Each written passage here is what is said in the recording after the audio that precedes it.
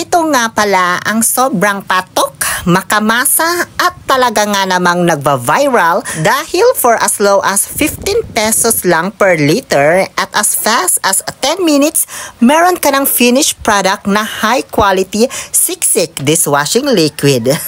May 4 na variants pala ito. Merong calamansi, antibac, lemon, at unscented. May 3 sizes din like trial pack good for 2 liters, mayroong tig 4 liters, at mayroong negosyo pack na 16 liters. Syempre, ang titimplahin ko ngayon yung 16 liters. Kahit panggamit lang naman namin sa bahay. Kasi subok na subok ko na talaga ang dishwashing liquid na ito. Unlike sa ibang dishwashing liquid kits kasi, ang siksik ay napaka-effective talaga sa pagtanggal ng mga sebo at unwanted dirt sa mga hugasin. Bukod pa dyan, hindi ito bumabaho sa katagalan. Kayang umabot up to 2 years, hindi gaya ng ibang mga dishwashing kits na bumabaho na after 30 days. Kaya nga kahit hindi ako nagbebenta nito, lagi ko pa rin binibili yung pangnegosyo pack nila na 16 liters for only 249 pesos. Kasi kahit itabi ko siya ng matagal, abuti ng 3 buwan, 4 na buwan, na naka-stock, hindi talaga bumabaho. Bali, minix ko lang yan sa 14 liters of water, saka ko hinalo-halo in one direction lang ng dahan